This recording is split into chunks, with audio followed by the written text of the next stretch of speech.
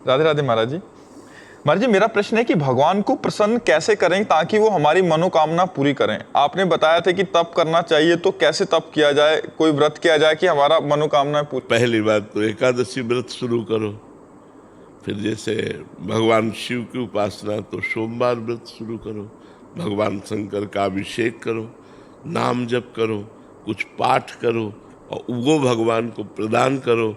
फिर भगवान से प्रार्थना करो। एक तो ये डिपार्टमेंट हो गया, और एक हो गया कि लाडले प्रभु मैं आपकी लाडली हूँ, मैं जैसी हूँ आपकी हूँ, मेरे से कुछ नहीं बनेगा, आप अपने हिसाब से मेरी आवश्यकताओं की पूर्ति कर दें, मेरे हिसाब से नहीं, मेरे हिसाब से नहीं। मेरा हिसाब तो बहुत छोटा है, नाथ आप अपने हिसाब से कीजिए। जो ही प्यारो करे सो ही मोहि भावे। ये बड़ा मस्ती का मार्ग है जो दूसरा बताया। पहले वाला वो एक दुकानदारी का मार्ग है कि जो हम किया उसका फल दे दीजिए, और इसमें किए का फल नहीं है, इसमें मैं आपकी हूँ। जैसे गोदनामा में नहीं होता पूरी प्रॉपर्टी गोदनामे वाले के ऊपर, ऐसे ही भक्त को भगवान अपना सर्वस्व समर्पित कर देते हैं। भक्त जब अपना भगवान को सर्वस्व समर्पित कर देता है तो भगवान अपना सर्वस्व समर्पित कर देते हैं। तो जितना हमारा समर्पण जोर का होगा उतना ही हमें आनंद की अनुभूति होगी। एक ये मार्ग है, और एक ये मार्ग है कि जितनी जोर का हम तप करेंगे, व्रत करेंगे, उसका वैसे ही फल हमको प्राप्त होगा। ये कमजोर मार्ग है, इसमें हम कितना करेंगे। और ये मार्ग है कि सीधे भगवान अपना ऐश्वर्य, ज्ञान, वैराग, भक्ति, प्रेम जो चाहिए उसका खजाना खोल देते हैं और भक्त निहाल हो जाता है। तो भगवान का बनने में ज्यादा लाभ है। भगवान के लिए साधना करना, भगवान के बन के, ये और उत्तम बात है। अपने लिए साधना करना ये छोटी बात है, भगवान के होना ये बड़ी बात है।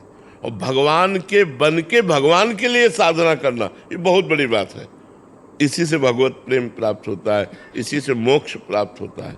तो हम लोगों की आवश्यकताएं तो है। हम आपको सच्ची बताएं, भगवान के हो जाने में इतना आनंद है कि हम तुम्हें कुछ कह नहीं सकते।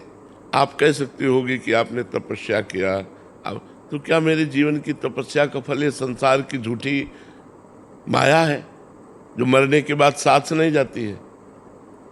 नहीं, हमारी तपस्या का फल अगर ये है तब तो बहुत बेकार है। नहीं, भजन का फल ये नहीं है, भजन का ब्याज ये है। मूल फल तो भगवान का परमानंद प्राप्त होना, भगवान की प्राप्ति होना, दुखों से छूट जाना, सदा सदा के लिए दुखों से पिंड छूट जाना, ये भगवान के भजन का फल है। तो हमने 3 बातें बताई। भगवान से चाह पूर्ति करने के लिए भगवान की जो भजन शैली है, व्रत है, उपवास है, तीर्थ यातन है, दान पुण्य है, इनको करें तो हमारी कामनाओं की पूर्ति होगी।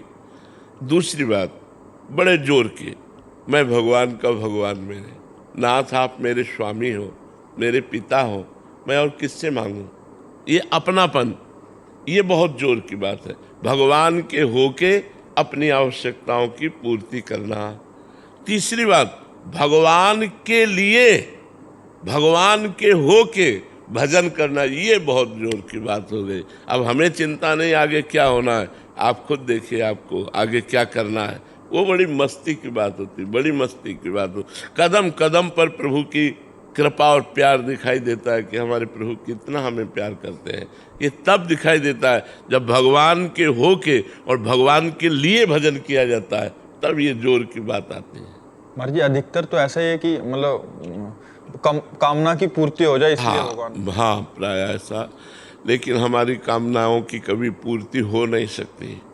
एक कामना पूरी होती है तो 2 कामनाएं खड़ी हो जाती हैं, 2 पूरी होती है तो 4 खड़ी हो जाती हैं।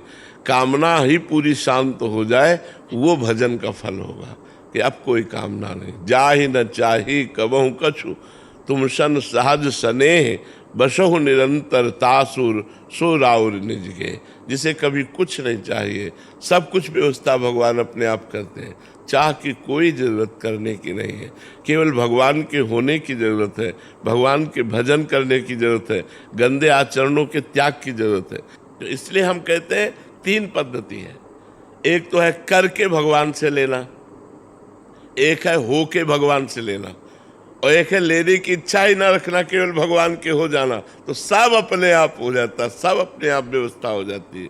इसलिए हम कहते हैं भगवान के हो जाओ, भगवान के हो करके फिर देखो कैसा आनंद जीवन में है। कुछ नहीं करना, जैसे हो वैसे ही रहो। नाम जप करो राधा राधा, बस मांस मत खाओ, शराब मत पियो, पराई बहनों बेटियों की तरफ गंदी दृष्टि मत रखो, जो पापाचरण है वो पापाचरण मत करो। फिर देख लो आपका जीवन कितना आनंदमय होता है। भगवान ने आनंद के लिए मनुष्य शरीर दिया है, पशुओं को कर्म भोग के लिए दिया है। मनुष्य शरीर नए प्रारब्ध की रचना के लिए मिला है।